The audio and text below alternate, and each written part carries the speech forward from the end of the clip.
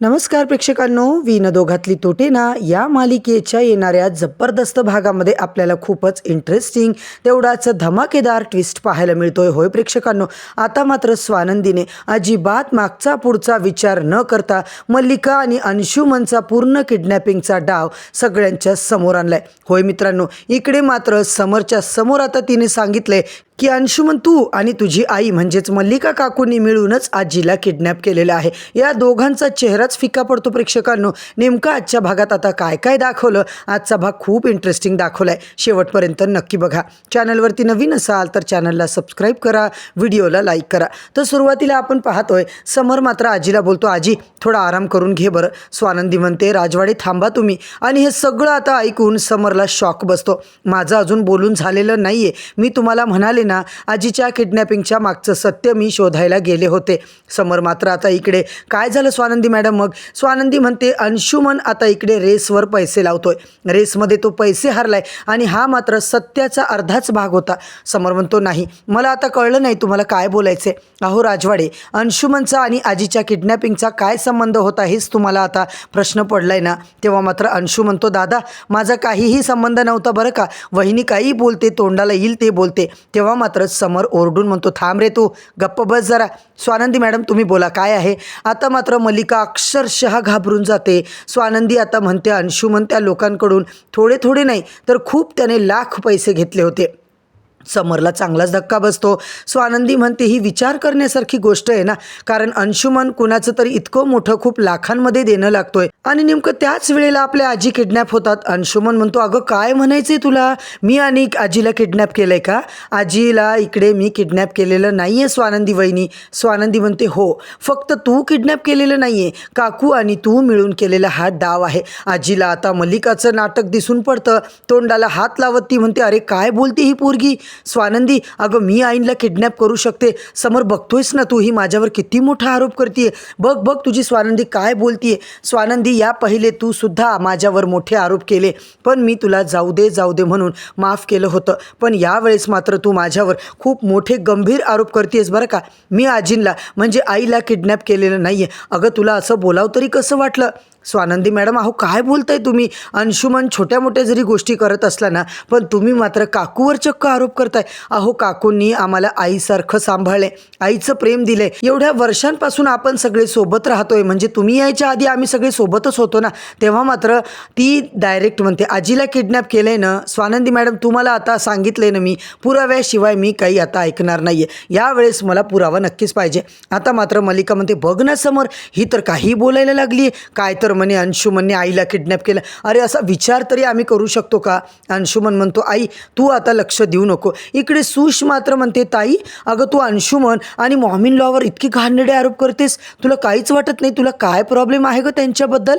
अंशुमनच्या सारखीच तू मागे लागलेली असतेस. स्वानंदी म्हणते, सुश तुला काही माहीत नाही आहे याच्यातलं, तू प्लीज शांत बस. मल्लिका म्हणते, स्वानंदी तुझं ना जरा अति होत चाललंय. मला तरी असं वाटतंय समर हिला आता आपण घराच्या बाहेरच काढलं पाहिजे.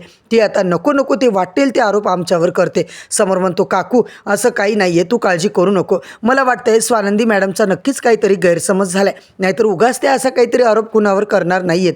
मल्लिका म्हणते, हो का? मग हिला विचार ना, हिच्याकडे कुठला पुरावा आहे आणि मला सांग, मी आणि आई का बरं इकडे आजीला किडनॅप करणार आहोत, सांग ना तू. तेव्हा मात्र स्वानंदी प्रेक्षकांनो साडीच्या पदराखालून तिचा हात काढते आणि तिच्या हातात असते अंगठी. ती अंगठी दाखवून ती म्हणते, आता ही अंगठी मला त्याच रिक्षातून मिळाली ज्या रिक्षातून आजीला आणलं होतं.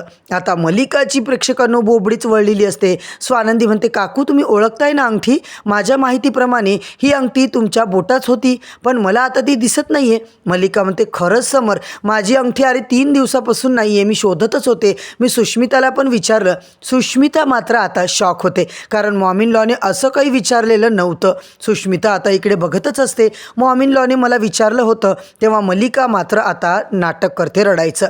हे बघ समर, हे दिवस बघायला लागतात. मला असं कधीच वाटलं नव्हतं, जर तुझे काका असते ना, माझ्या आणि अंशुमनवर ही वेळ कधीच आली नसती.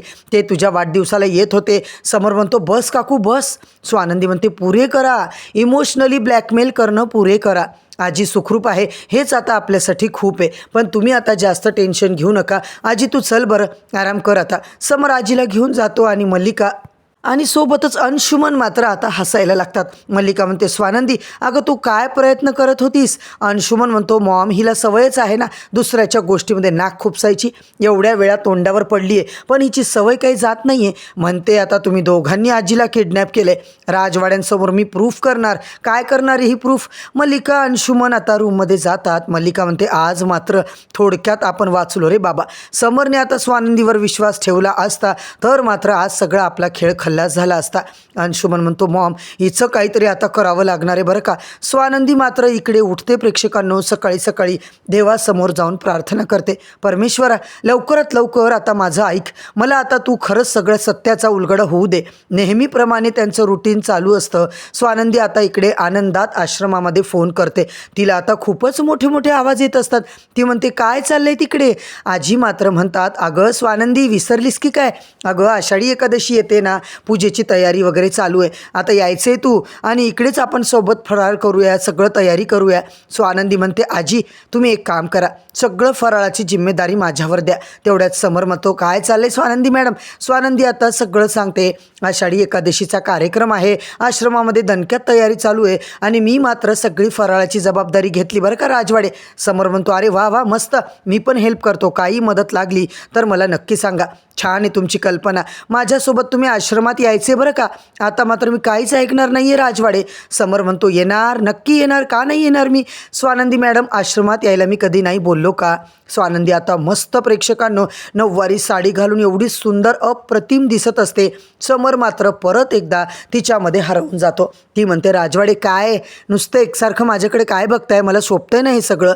स्वानंदी मात्र अशी विचारताच समर म्हणतो, अहो सुंदर, अतिशय सुंदर दिसताय तुम्ही. समरला इतकं ते सगळं आवडतं ना. समरसुद्धा आता मस्त कुर्ता पायजामा, छान विठ्ठलाचा टिकला आणि मस्त टोपी वगैरे घालून वारकऱ्याचं रूप घेतो. इकडे मात्र स्वानंदी म्हणते, राजवाडे मस्त दिसतंय. Thank you Swanandi madam. पण आता मल्लिकाला कळतं प्रेक्षकांनो की हे दोघं आश्रमामध्ये जाणार आहेत आणि फराळाची जबाबदारी आता स्वानंदीने घेतली आहे. म्हणजे आता स्वानंदी फराळाचे सगळे बॉक्स पॅक करणार. तेवढ्यात आपण काहीतरी कारस्थान करायचं.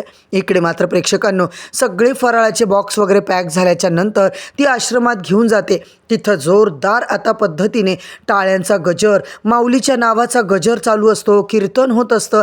समर स्वानंदी तल्लीन झालेले असतात. समरला तर एवढं सुंदर वाटत असतं ना. तो म्हणतो, स्वानंदी मॅडम खरंच आज तुमच्यामुळे हा सुद्धा अनुभव मला मिळाला. मन तृप्त झालं बघा.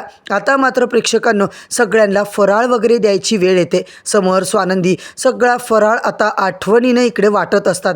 परंतु अंशुमन आणि मल्लिका मात्र प्रेक्षकांनो दुरून चोरून सगळं बघत असतात. सगळी जबाबदारी स्वानंदीने घेतली आहे ना, मग आता तिचा कार्यक्रम आपण अजिबातच चांगला होऊ द्यायचा नाही आहे. इकडे कीर्तनकार, आश्रमातले आजोबा जसा तो फराळाचा डब्बा उघडतात आणि म्हणतात, स्वानंदी अगं काय चाललंय? स्वानंदी म्हणते, आजोबा काय झालं?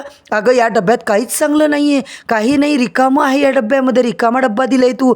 स्वानंदी म्हणते, काय असं कसं होऊ शकतं? फराळ तर मी स्वतःच्या हाताने भरला. आजी म्हणते, पिंट्या स्वानंदीने सगळं माझ्यासमोर भरलं रे आणि मी स्वतःच्या डोळ्याने बघितलं होतं.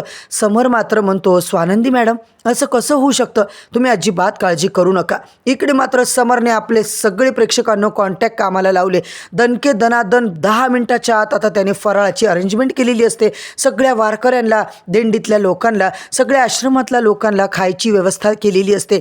परंतु आता मात्र स्वानंदीचं लक्ष जातं ते म्हणजे आपल्या कारस्थानी काकूकडे आणि अंशुमनकडे. त्या दोघांची ती कुच्चर स्माईल बघून मात्र स्वानंदीला कळून चुकलंय की याच लोकांनी काही ना काही कारस्थान केले. आता मात्र प्रेक्षकांनो स्वानंदी CCTV फुटेजच्या माध्यमातून कसं या दोघांचं सगळं सत्य आता समोरच्या समोर आणणार आहे हे मात्र आता आपल्याला पाहणं फारच रंजकदार ठरणार आहे. तर मंडळी आजचा भाग तर इथेच संपलाय. उद्याच्या भागामध्ये आपल्याला आता नेमकं काय पाहायला मिळणार आहे? खरंच आता मल्लिका आणि अंशुमन माफी मागणार का? स्वानंदीने आता CCTV फुटेजचं जे काही चेक करायचं ठरवले त्यातून मात्र प्रेक्षकांनो अंशुमनचा डाव तर पुरता संपतानाच आपल्याला दिसतोय. परंतु मल्लिका काही शांत बसणाऱ्यातली बाई नाही आहे. आता मल्लिका नेमकी स्वानंदीच्या विरोधात काय करेल हे पाहण्यासाठी प्रेक्षकांनो आणि मालिकेचे सगळेच एपिसोड रिव्ह्यू, सगळे प्रोमो अपडेट जाणून घेण्यासाठी चॅनलवरती नवीन असाल तर चॅनलला सबस्क्राईब करा, व्हिडिओला लाईक करा. उद्या परत भेटूया मित्रांनो नवीन भागाच्या नवीन अपडेटसोबत. तोपर्यंत धन्यवाद.